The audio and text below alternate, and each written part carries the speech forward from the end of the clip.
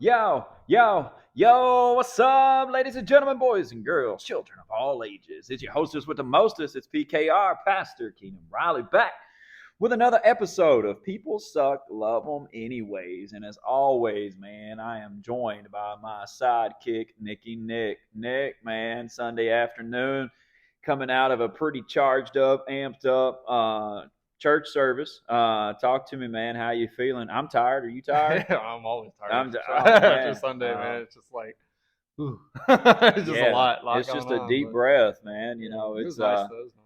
it was nice. I mean, it's it was a great service, man. Again, very thankful for what God's doing and how He's doing it, and the things that He's doing. Very thankful for that. It's kind of funny.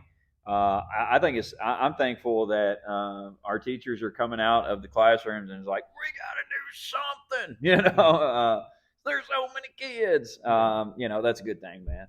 You know, whenever you have your teachers ready to, you know, jump off the balcony, you know, I mean, Yeah. I feel like you got them right where you want them, you know, type situation. Give me a But couple more minutes. The kids will give in. I yeah, promise. exactly. So it's like, yeah, it's pretty cool, man. So, you know, we got a bunch of kids running around, and again, we were able to do some baptisms today, and we never want to, you know, skip over that situation. Like we said today, like preaching is fun, man, but like the part where you're able to engage people and watch people make a change for their lives for the better. That's what this thing's all about. That's what this thing's all about. So, you know, pretty jam packed day, man. And just to come in off the heels of that to be like, hey, let's record a podcast and be excitingly emotional about it. You know, emotional, exciting, Emotionally yeah, excited. that too. Something like that. Yeah, man.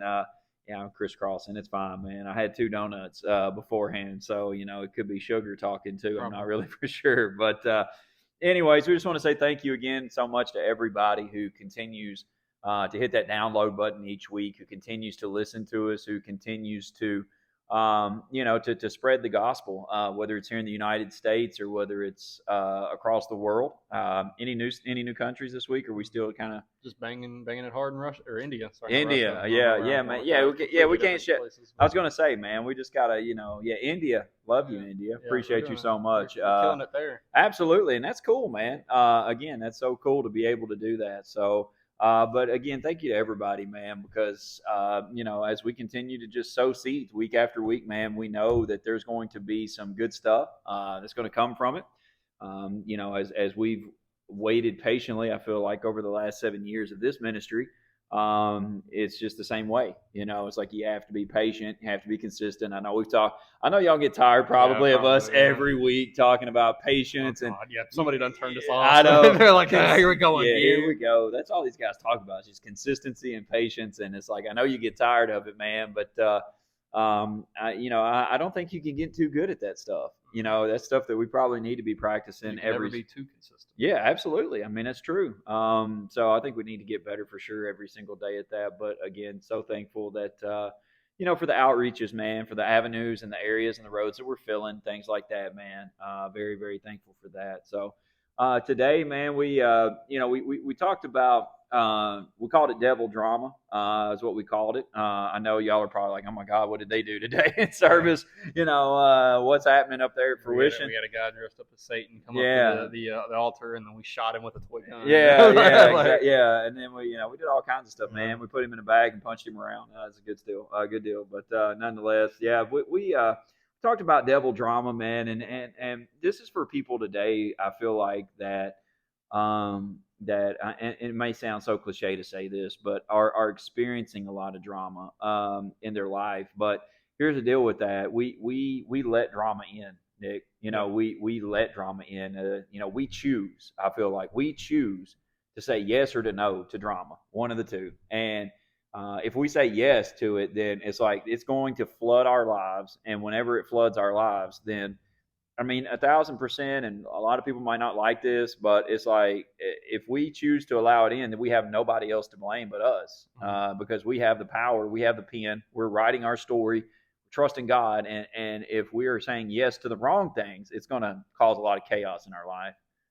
Yeah, there we go. Yeah, man. You're hanging me. No, bro. Like, if you see me like this, like that means I'm about to transition, bro. Yeah, about to transition over. Yeah, absolutely. Though, I think, we're I don't even say we're starved for drama as much as we just hunger for it. I think it's just. What about starved for attention? Starved for. Absolutely. I'd say majority of human beings are starved for attention. They try to get attention somehow, some way. We all want our 5 seconds of fame. We all want.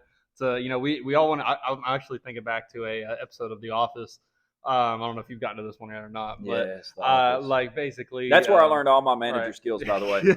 Yeah, so. How somehow I manage. But there's an episode of The Office where like Michael finds out some gossip and he starts spreading around a bunch of gossip around the office to try and, because he just loves being the he loves knowing things, he loves having this information and people being like, oh my gosh, did you hear what Michael said? And it's just like we're all like that, we all want to be the center of attention. Where we tell, did you hear that old Cheryl's been struggling with her husband this week? Like, I thought you were gonna say, have you heard Cheryl's been stripping this week? And I'm like, no, I did not hear that one. She's been struggling with her husband because she's been stripping. Yeah, that could be a thing too. But yeah, we're just all, you'd be lying to yourself if you didn't talk about somebody at church. If you didn't find yourself in some way, especially if you're kind of, I guess, plugged in a little bit more than other people, because I think it's very easy sometimes to be like, shoot, I'm a better Christian than so and so because I don't do that, or I do this, or it's something that I've thought before, I've said before. I'm as you always say, we're preaching to ourselves here. There's things that we need to get better about too. But it's one of those things. I feel like we want to be, we want to have other people's eyes on us, other people's ears turned towards us. We want people to, we want to be that, like, the person who holds the key to all the whole, the hot gossip and all this kind of stuff. Right. Well, too, going back to that deal where you was talking about, talking about people in church and things like that. Like, of course, that's something that we've been battling since the beginning of time. And really reading through the Bible, before I knew a lot about the Bible, and I still don't know a lot, but I know enough. I continue to learn every day. But what I learned before I started reading the Bible, I would always hear, Paul wrote 2/3 of the New Testament. And that would always amaze me because I'm like, here's this guy persecuted Christians and all this good stuff. And now he's writing 2/3 of the Bible. And really, though, and this is not to take anything away, I feel like, from what Paul done. Writing 2/3 of the Bible or the New Testament is truly amazing in itself. But like, the question becomes, why did he write 2/3 of the New Testament? Why did he?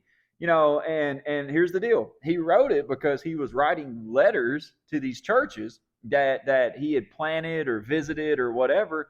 And after he had left, he was writing letters back to the churches because they started acting fools after he left. And so, Paul is writing 2/3 of the New Testament because he's reaching out while he's in prison or in other places or whatever.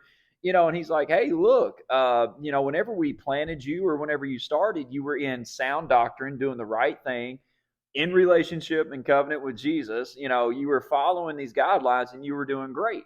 What happens? Well, what happens is that a crew of people or a few people come in and start trying to lead people back to the old way, to the old religious type setting. And it would cause what? It would cause drama in the church, which is what we talked about today. It causes drama in the church. And so you had this church who was, thriving and doing good and growing. And then all of a sudden, guess what happens? There's a little bit of drama. And now Paul's writing letters to everybody because it seems like it was the theme throughout the New Testament, whether it was Philippians, whether it was I'm going blank, Colossians, whether the church at Thessalonica, things like that. Like you have these different places that Paul is penning these letters to, and it's truly because people are people, and people suck. Name drop. Here we are. But it's people. People are being people. Church, we need people in church, because that's what the church is. The church is the people, right? And so we need people, but like what we talked about today, it's always the enemy who is not worried about the world.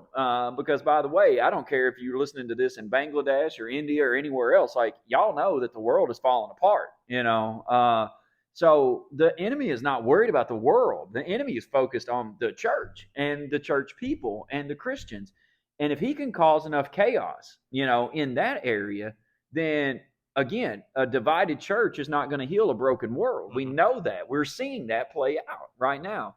And so for me, I don't know why I said this today. I don't know why we get so, what's the word I'm looking for? We get surprised, shocked, whatever you want to throw in there, by like the enemy's tactics and his antics. But he's been doing it forever. He's been doing it forever. And he's coming after God's people. He doesn't care about people that aren't following God. He doesn't care about people that aren't doing anything for God. He doesn't care about people who are literally out there causing the world to be a bad place. That's the furthest thing from his mind. He's coming after the people of God who are trying to do better, live better, and be better through God. And that's where the drama begins to happen at. Yeah, I mean, he's been coming after.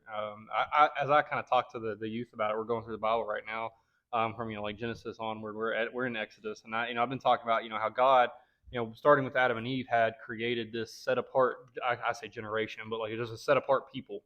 And ever since the beginning, ever since God set these people apart, marked these people as special, so that these were His chosen people. Ever since He did that, the enemy has been coming after them.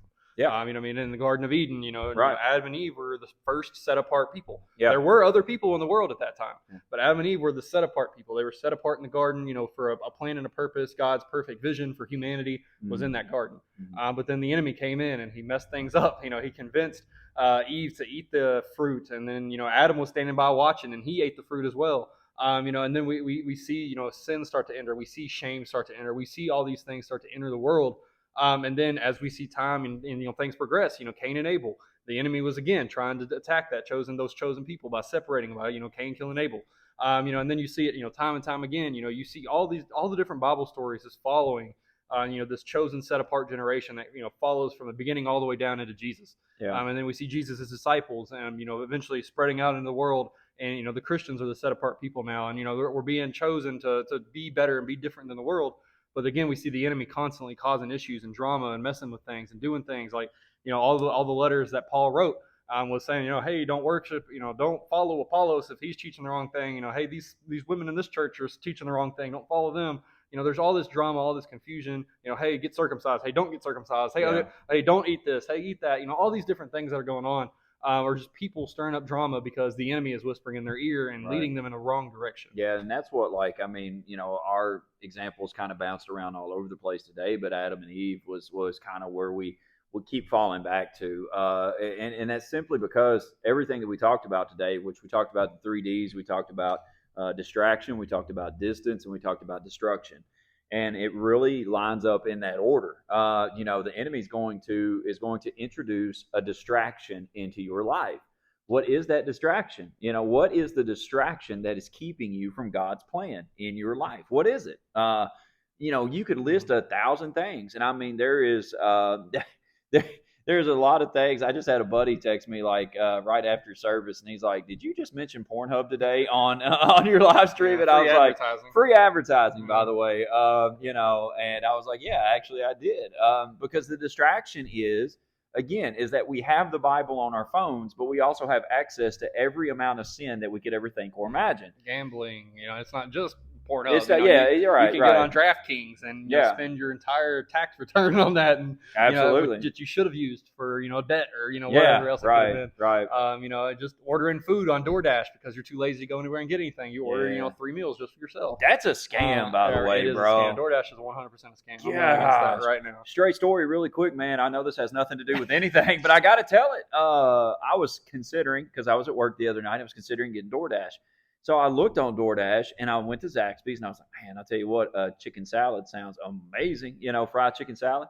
Got on there, ordered it, looked at it, and it said $15.99. And I said, there is no way. That is not right. So I get on Zaxby's original menu. It's $10.99. And I'm like, what the heck? No wonder, man. Get me on DoorDash. You know what I'm saying? Help me out, man. If y'all would just start tipping, they wouldn't have to overcharge everybody. Oh, my gosh, man. So you know what I did? I took my break. I went to Zaxby's. And I got my own food. Yeah, it's crazy how much more we're willing to spend, how much more we're willing to give just for convenience. For convenience, exactly. man. For convenience. It's crazy. But going back to what we were talking about. I had to get that off my chest. Just moving that ADHD train to the right direction. Yeah. But again, just there's there's so much at your fingertips using your phone. You know, Yeah. you have the ability to see and do not only in good things, but to also partake in sin. You can text a friend and check on them, or you can text a friend and cuss them out. Yep. Like, I mean, they're again, it's just like, I mean, this is a tool. You know, this phone, I'm pointing to it if you're not watching, but like this phone, this is it a tool? Yeah. You know, like you can use it for the right reasons or the wrong reasons, but there are a lot of distractions on there. You know, I catch myself sometimes, you know, I'll be reading, you know, if I'm reading the book or reading a book or reading the Bible or anything like that, you know, how quick and easy it is for me to just reach over, pull my phone up in between chapters, Yeah. you know, or something like that, and to look, and then I get lost. Right. You know, there's so many times that I'll be distracted by something on there and forget what I got on my phone for in the first place. Right. Or forget to do something important that I meant to do on my phone in the first place. There's just so many distractions on that device, and that's why, you know, I think you talked about it a long time ago, even on, I think it was a Wednesday night. You know, just about how important it is to have like an actual physical Bible, you know, to dig into, because it cuts down on the distractions of, you know, you could put do not disturb on your phone, you know, where you're not getting the notifications and all that, but it doesn't mean you're not going to be tempted to look at something else. Yeah. You know, you're reading the Bible and then you're reminded of something, and then that leads you to Facebook, and then Facebook leads you to YouTube, Right. and YouTube leads you to TikTok. You know, it just goes down this rabbit hole, and then the next thing you know, you've wasted 30 minutes, and you're like, I never have time to read my Bible. Well, you did. You just wasted that time that you had. Yeah, it's true, man. And like, it's distractions are at our fingertips, you know, and it's like, no matter what it is, it could be the phone, or, you know, it could be whatever. Again, we place it before God, it becomes sin. All right. I mean, like, that's point blank. That's not me. That's not pastor. That's the Bible. You know, place no other gods before him. You know, and so we talk about things like that, but it's like, what is the enemy wants to introduce distraction to lead you away from God's plan and to put something in front of God. So, you know, with Adam and Eve, like God references Adam and Eve, and he says, look, he says, you can have all of this. This is all yours. You are to reign over this. Just don't eat this fruit. Don't touch this tree. That's all I ask. The enemy's tactics is to literally say, yeah, that sounds good, whatever, but how good does this sound? You know, you eat this fruit, you're on God's level now. That sounds pretty cool, right? And for us to understand this, like, the enemy will dress up sin, make sin sound cool, make it look good, make it feel good, whatever, until you commit it. And then after you commit it, it makes you feel so worthless. It makes you feel so devalued. It makes you feel, as we said today, you know, this was the first time after they after they ate. There we go. After they ate the fruit, what happened? That was what was that? I have no idea. Was that you? I think it was my stomach. Was that your stomach, bro? I thought that was a small cat under the table, bro. I was about to be. I was like, what the heck is that? Yeah. There's a demon in here. Yeah, like we're about to cast out some stuff. But anyways, so you see for the first time that, and again, Adam and Eve had been naked up until this point. It's not like they made clothes, you know, and whatever, but it wasn't until they ate the fruit that then they had this realization that now they were looking at each other for the first time. Watch this, not as how God seen them, but as how they would see each other in the physical, not the spiritual anymore. But now they're in the physical. And we understand from reading the Bible, from Genesis to Revelation, operating in the physical is never the right thing to do. And so for that, man, that's where, again, that distraction sounded really good until they done it. And then after they done it, there's this emptiness, there's this brokenness, there's this shamefulness. And that's what the enemy wants us to do. He wants us to feel empty, broken, and ashamed for what we've done, for how we've acted. And I think, honestly, like, we should, it's called conviction, right? If we do something wrong, it's called conviction. We should feel ashamed of it, but we shouldn't let that shame dictate, you know, our relationship. That's why Jesus died for, right? To have that alleyway or that avenue back to forgiveness and grace and love and mercy. But where we see it as is that it was first a distraction, but then distraction causes distance, because we do feel ashamed. And often, and this is what people deal with. Like, this is normal church stuff that people deal with, that, you know, you get into church and you're doing all right, but then the enemy distracts you. And then you got some drama going on in your life, and now you're ashamed because maybe you said something or done something wrong, and now you're ashamed about it. So what is your resolution? I'm just going to stop going to church, so that way I don't have to face my shame, or that way I don't have to face people, or that way I don't have to face. And so what was Adam and Eve's shame? Or you know, their shame was, hey, I ate this apple, or, you know, I done this, and now what happened? So now they hide from God. They hide from God. And for me, like that's where we as church people, we're still like we're still stuck in the same cycle, man. Years and years and years and years and years later, we're still doing the same thing. Isn't it crazy? I Mhm. know the Bible says there's nothing new under the sun. I get it. I understand that. But like you think at some point in time, Nick, we would have to wake up and be like, all right, this happened back in Genesis. It's been a couple years. We've seen a couple New Years since then, right? Pretty sure Dick Clark was still alive for the first one, all the way up to about the last three, I think. I don't know. But anyways, like we've seen this trend. We've been a part of this trend. Why do we keep repeating this trend? Yeah, I mean, I think it's just, we talk. So I think the biggest example or the biggest thing there would be that we discount the power of the flesh or the power of sin, the power of temptation. We like to think that we're stronger than we are, or something along those lines, where it's just, like, hey, I would never fall for that. I think we get guilty of, oh, I would never, fall for that. I would never, cheat on my spouse, or I would never get drunk, or I would never do this. But what about this? And I think that's where, the enemy, Satan, his demons, they're so crafty because they can get inside of you and see what you struggle with, individually. And, they're going to attack you at that point. They're going to know that you struggle with lust. So, they're going to tempt you with that. They're not going to tempt you with drinking. They're not going to tempt you with gambling. They're not going Right. to tempt you. You're going to be tempted to act on what you struggle with. Yeah. Where your flesh is, or where your spirit is the weakest, I guess, in that moment, where, hey, I have a harder time saying no to this. I can say no to that, no problem. But when I'm faced with this, it's difficult. Yeah. I have to fight with this. I have to fight against this. Yeah. And I think it's just one of those things that, we may think that we're strong in some areas, and so we lie to ourselves and say we're strong in all areas. But then when that moment comes around, when we're scrolling through TikTok and that inappropriate video pops up, where we would tell ourselves, oh, I would swipe past that, but then you stop and you hesitate for a second. Yeah. Or like when you're like at a party and everybody's drinking, you're like, oh, I'm never going to drink again. And then this girl or guy that you're attracted to at work is over there drinking, and they want you to drink, and then you're tempted. You're like, well, you know what? Is workplace romance still a thing? I don't know. I mean, it's not legal in some places, but it depends on if you're a boss and a subordinate, or whatever that may be. That's a whole nother episode, man. But what I'm just trying to say is that, you may think you're strong in all areas. You may think you're, the big cheese and all that kind of stuff. But again, when you're faced with that thing that makes you tick, that one small thing, that causes you to stumble, when Satan and the enemy comes at you with that full force, or even just a small little, it's so easy for us to fall back into it. Yeah. It's something, like if you struggle with, porn addiction for years, and, you're watching, a movie and a love scene comes on, it's going to tempt you. If you're struggle with alcoholism for years, you drive past, a bar one night and there's a lot of people there and it looks fun, the music's playing, you may be tempted to go into that bar that night. Yeah. If you're somebody who's trying to lose weight and you drive past a donut shop and you smell that donut every single morning, you're going to be tempted to stop and get some donuts. But again, we all struggle with those individual things. And just because you don't struggle with a lot of things doesn't mean you don't struggle with anything. And I think we need to make sure that we're strong. We need to work on practicing strength and saying no to those temptations. And like I'm actually reading a book right now called Think Ahead, by Craig Gershell. He just came out with it a couple of weeks ago, but he was talking about thinking ahead, which means planning ahead, basically. Right. Making decisions ahead of time before you have to make them. To say, I'm never going to drive past a bar.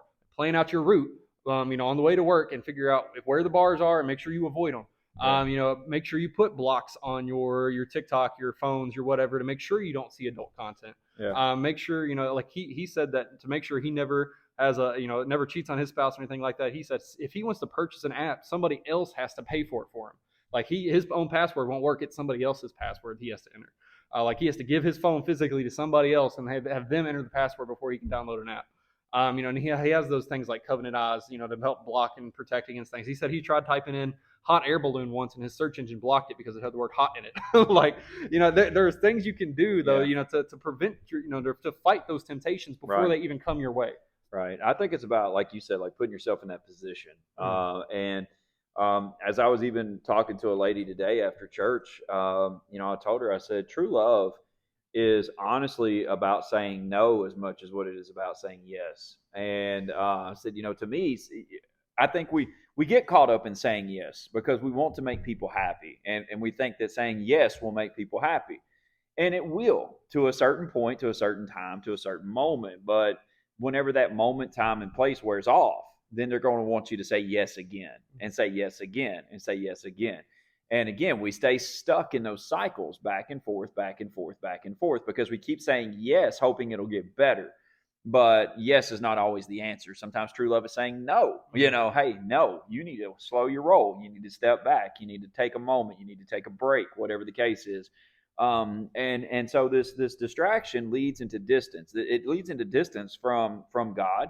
It leads into distance from church. It leads into distance from good people. It leads into distance, man, because now you're packing this sin and you're packing this shame and you're packing all of this stuff that you failed at. And that's what the enemy wants you to do. He wants you to be on the sidelines. He wants you to be out of the game. He wants you to be disconnected. Because at that moment, it is now him against you. It's no longer you and God. It's no longer not that God has left you, but it's the fact of that you're not depending upon God anymore because you're so ashamed of what you've done. And we've seen that in Adam and Eve, like they hid. And now you got this thing where it leads into the last D called destruction, because that is what the enemy wants. The enemy wants the church to fail. Even though when Jesus looked at Peter, he said, "On you I will build my church, and the gates of hell will not prevail against it." We have that promise from Jesus that the church will not fail, that Jesus is coming back for his church. He's coming back for his bride. So we have that promise. But the problem is that we get so distracted by the problems that we stop believing in the promise. And we're in this cycle, and because we're in this cycle of distraction and distance, and now it leads into destruction. Not destruction of the church, but destruction of people inside of the church. And destruction of people inside of the church, the Bible talks about unity. It talks about being in one mind and one accord. It compares us to a human body and all of this good stuff. But for us, we can't see the blessings and the breakthroughs and the miracles and stuff like that until we all come together as one in this unified body where we can see God work and move. How is that possible? Well, it starts by what Jesus said to his disciples: "You will be known by the love you have for me and the love you have for other people." And we've got too many people sitting in churches today that love themselves, love their families, let me say this, they say they love God, but they don't love people. They don't love the other people around them. And to me, that's where this little bitty distraction starts. Because I don't know if you know this or not, but churches, and we've even been talked about for this, about cliques. There's cliques in the churches, and I tell people all the time, I'm like, if you want to talk to me, all you got to do is come up and engage me. I don't know where a clique comes from, or we talk about comfort a lot, where people are comfortable talking to certain people. I like it today where we were able to, where the praise team, and Sarah was like, "Hey, get up out of your seats and go talk to somebody. Go shake a hand. Let's get uncomfortable. Let's talk a little bit." That is how you grow in unity. That's how you grow in love. That is how you step outside of your comfort zone. But there's too many churches, there's too many places, there's too many houses of worship, whatever you want to call it, in today's society, where it's like we allow the enemy to come in these small cracks and these small moments and start distraction.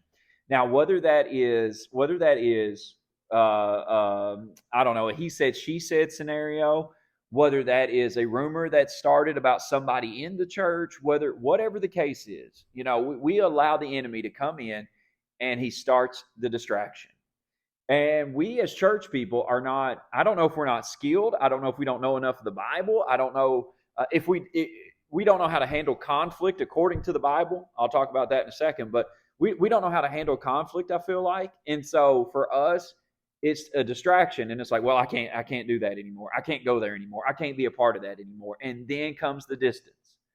And what the problem becomes is that we never identify, talk about, or fix what's going on in that person's life. Not me, not you, but the person that had the problem. It's not. So let me say, I know I've been talking a lot. I'm sorry. That's fine. Yeah. Just nod your head. Agree with me. But so we have a huge problem of pointing fingers, but not back towards us. Mhm. You know, you've always heard the saying, you know, once you point one finger, you got 3 or 4 point back at you. Depends on how many fingers you got, I guess. You know, Yeah. I mean, do you count a pinky as a finger and a thumb as a the finger? thumb, no, Like, no, and that's what, like, if I do this, I guess the thumb points that way with the finger. I sort of, don't know. kind of, Yeah. yeah. So, but we don't. So for us, man, it's like as soon as something happens that we don't like within the confines of a church, all right, we allow that to become a distraction to the point where we start allowing it to distance ourselves from the church, from the actual church. And then it causes a destruction because no matter where you go to, no matter what church you go to after that, you've not addressed what happened at the previous place. And this is 1,000% honesty with me being as real and as transparent. I have been in churches other than Fruition Church. I feel like most people have been to at least 2 churches in their life. You only been to one, fantastic, whatever. I'm not as holy as you. But, you know, I've been to other churches. Have I experienced church hurt in other places? Absolutely. Have I experienced church hurt in Fruition Church? Absolutely. That's part of ministry. You know, people are people. People aren't always going to be the best to you. I get it. I understand it 1,000%. Where I've had to really grow maturity wise is the fact of that I can't allow a previous season that hurt me to bring forth hurt in another season. Or You know to what I'm prevent saying? healing in Or another to season. prevent healing. Yeah, I think that's a better way to say it. You know, I can't allow hurt in a previous season to prevent healing in the next season. And to me, there's so many people dramatically walking around in churches that are just like that had something happen to them 6 months ago, a year ago, whatever, and they don't know how to. I don't know if it's the fact of they don't know how to deal with it. They don't know. They don't want to deal with it. I don't know if they carry the burden because it makes them feel like a victim, which makes them feel justified for the way that they feel. Like you're all about that psychological stuff more than what I am. You watch Criminal Minds and stuff, but I'm an expert. yeah, yeah, I'm an expert. yeah. So you know, I don't know if that's the case or not. I know there's a lot more that I want to say. I'll let you, you know, kind of chime in here. But you know, that to me is like something that I think everybody deals with, but we as mature Christians have to learn how to get past that, Yeah, how to get past the absolutely. drama. Absolutely. I mean, we get so stuck and bogged down and these just some small, simple things. I mean, again, that's how the enemy works, though. I mean, like, you take one thing out of context that somebody else said, referring you or mentioning you, and, then you decide, I don't want to be around that person. So you leave the church. And then, then Satan's like, hey, you're going to find people like that everywhere. There ain't no point in going to church anymore. There's Absolutely. hypocrites everywhere in church. Yeah. People are going to, judge you and say, and so then now, not now, you were distracted by what this person possibly Yeah. said about you. You've now been distanced from church, and now the enemy is going to destroy you while you're sitting there all alone, thinking that nobody's going to care about you, nobody's going to help you, and nobody's going to be there for you. Well, that's the lie I feel like that Mhm. that everybody settles for, and maybe it's just the convenience of it, the comfortableness of it. But people settle for that lie. Oh, well, there's people like that everywhere you go, so you might as well just not go. Well, yeah, newsflash. They're at Walmart. They're at Target. They're at the gas station. They're at the grocery store. They're at your favorite shopping centers. They're at your concerts. They're at everywhere. Like you're going to have people that you don't mesh with, no matter where you are. So why should we settle for the lie that it's like, oh, everybody in church is like that, so I just won't go? Mhm. You know, like Yeah, it's I don't. crazy. I mean, you and I both know. I mean, just in the almost 4 years that I've been here, we've had button heads with people. We've had people leave, we've had people come, but we've had issues, but we've tried to work on them. We've prayed about it, we've forgiven, we've moved on, and I would like to say that we've grown stronger as a result of those things. But a lot of times that we have that one thing that hits us, and we're Yeah. not strong enough spiritually to handle that, and we allow that season to prevent us from, as we just said, healing in the next season. Right. We don't allow that next season to even come because we distance ourselves Yeah. from the possibility of that happening. Yeah. And we have to get better about, really, as the Bible says, turning the other cheek. Right. When something happens that you don't necessarily agree with, as long as it's not something absolutely insane, like if somebody talked bad about you, if somebody said something bad about you, we have to get better about letting go of the drama. Right. Because that once you let go of the drama, then it doesn't control you anymore. Yeah. One thing that I wrote down in my notes that I didn't really talk about today. I'm lying. I don't do notes. But one thing, one thing that the Spirit really spoke to me about. I think I don't know. I think I was driving somewhere, but I can't remember. But was the simple fact of that oftentimes we want to step out of seasons that God's not ready to bring to an end yet because of hurt or discomfort or whatever. And so for us, we'll step out of seasons that God's not ready to shut down yet. Mhm. And that's disobedience. and what I wanted to talk about today, but I really didn't get a point to, is that disobedience is caused by and driven by drama and vice versa. Drama can bred disobedience, but disobedience can have a lot of drama attached to it as well. Go ahead. Yeah, and like as you were saying, I was reminded. I was thinking about this towards the beginning when we were talking, but it kind of hit me as you were talking earlier about Adam and Eve, and we oftentimes contribute when they ate the fruit. Yeah. Like that was the dividing factor. Like at that moment, once that fruit touched their lips, sin entered the world and everything. But like part of me wants to think that it didn't necessarily start at that moment, but it started before that when they made the decision to eat the fruit. Well, yeah. I mean, it's always a decision. It's just I Yeah. think that decision that okay, I'm going to let this do something, or I'm going to let this take up room in my head rent free. All Right. these sorts of things. When you make that decision, so I'm not going to go there anymore, or I'm not going to talk to that person anymore, or this person did this. I heard one thing about them, and now I'm going to make the decision that that's the kind of person that they are. Like once you've made that decision, you may not even have to say anything out loud. You may not have to take physical steps into something. But I think it's like once that decision happens is when that disobedience happens. Yeah. It wasn't necessarily the eating of the fruit; it was the decision to eat the fruit. Right. Like once they made up their minds, like, okay, yeah, I'll listen to Satan instead of God. That Yeah. was where that disobedience started. Yeah. Once you allow your thoughts, and that's why the Bible says we have to take our thoughts captive. Yeah. We have the ability to do so, and we need to do that. When those thoughts are creeping in, hey, look at this video. Hey, this is what that person says. When you feel that pull to get into the drama, to get into the mess, to fall backwards, you have to take those thoughts captive. Yeah. You say, Lord, rebuke you, Satan. I mean, there's times Right. in the Bible that Jesus said that, Peter said that. Like you have to be able to do that. One thing I feel like that we should just do, I mean, and like this is just me being real, is that we have to grow up. Mm-hmm. Like we have, Oh, absolutely. the Bible says that as we were children, we thought like children. We had childish thoughts, but as we grow into adults, we put away the childish things. And as children, we never understood how to deal with conflict. Mhm. We never understood how to face people that hurt us, or face people like we couldn't process it. And that's, I mean, that's no slight against anybody, because we're children. We were children, so we didn't understand.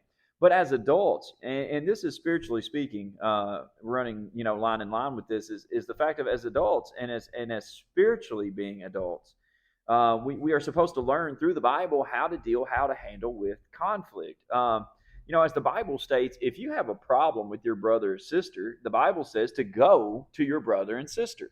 Well, we skip that part. Mm-hmm. The Bible says that if something is not resolved between you, go back to that brother and sister again, and then with a witness the next time around. So now we're following step number 2 with taking somebody there to have a conversation. Then the Bible says if nothing is happening, then you have a meeting. You form a meeting with the church and with the situation, with the pastor at that point. And this is just me dealing in ministry for over, I don't know, 15 plus years now. People skip all of those steps. Mm-hmm. And who do they come to? They come to me. Mm-hmm. They come to me. Well, this one said this, and this one done this, and this one was about this, and this one was here, and this one was that. And it's like, okay. But if you ask the question, did you go to that person first? Did you have a conversation with Absolutely that? Were you able to put aside your frustrations, your anger, your feelings? Was that person able to put aside their frustration, their anger, their feelings? Was you able to do all of that and be like, hey, I've got a problem. We're going to talk about it. And even if I don't get the desired answer, first off, I've gotten some stuff off my chest, so I'm not going to feel as angry, as frustrated. At least you know how I feel at this point. And if I didn't get the desired answer, let's take some time. Let's step back. Let's pray about it. Then I may bring another person back. Kind of maybe you'll have 2 people's opinions now. If it doesn't work, okay. Well, now I'm going to go talk to the pastor, such and such. And it's like, to me, man, we are so afraid of just having a conversation. And I'm not talking about an argument. I'm not talking about just have a conversation. And it's like we want to be mad more than we want to be, I guess, healed. Well, yeah. Dr. Phil, shout out to him, man. Love him to death. Sponsored by Dr. Phil today. He always says, do you want to be like a dirt bag, yeah. Do you want to be right, or do you want to be happy? Yeah. That he says that, man. And like whenever I heard that, and maybe I'm just I am getting softer in my older age. I am, man. And I'm learning how to grow. I feel like spiritually a lot, man, because I'm not as I'm not as I don't know what I would say, man. I've just become softer in my older days, just because the whole drama situation we've been talking about. I have no drama. I don't want no drama. I don't want to be around drama. I don't, So like people who try to conjure up something or say something or post something or come at me about something. True story, really quick, and I got to say this. We had there was a person who cut ties with us probably months ago. This was months ago. And literally, I mean, had been in our home, had hung out with us, had done some stuff, this, that, or the other. And because of a situation, had cut ties with us. Whatever. That's what you want to do, whatever, that's cool. So then this person reaches out and sends an apology. And I mean a huge apology, like a page long apology, sorry, I was listening to stuff that I shouldn't have been listening to people, blah blah blah, so on and so forth. You should have never been treated that way. I'm so sorry, blah blah blah. So and so it's like cool, all right, appreciate it. And so then it was like my wife was like, "What do you say to that?" And I'm like, "I know this may sound harsh, but it's like I lived life while you cut me off. I'm still going to live life even though you apologize. And you know what? There's no hard feelings because you know what? Like, regardless, and here's the deal. Here's what I've come to understand. People make interactions so weird when they don't have to be. They make them so what's the word I don't even know, Just man. blow it out of proportion. Yes, proportionally they're like, "Oh my god, I could never talk to you. I could never see you again." Like, man, there's people that's left our church that I literally see out, and I'll see them in academy, I'll see them gas stations, whatever. And like, I don't like, I'm at a point in time in my life, I'll make you feel uncomfortable. I will walk up to you and be like, "What's up? How you doing? I ain't seen you in forever." I just had a guy yesterday I hadn't seen in a while in church, man. Whatever the reasoning is whatever the reasoning is. But did that stop me from going up being like, "Yo, what's up? Love you, bro. What's going on? What's happening? How you doing in life? What's going on?" Did I say anything about church? Absolutely not. Did I say, "Oh, where you been?" and blah, blah, blah? Absolutely not. Because here's the deal. You're a grown adult. You can decide if you want to come. If you want to come, hey, doors are open. If you don't want to come, hey, there's 18 million churches out there. Go find one, be productive. Like, that's life. That's how you ex-nay the drama A. You know what I'm saying? Like, worry about you, worry about your family, worry about your stuff. And people are going to be mean to you. That's part of it. People are going to be good to you. That's part of it. Like, it's life, man.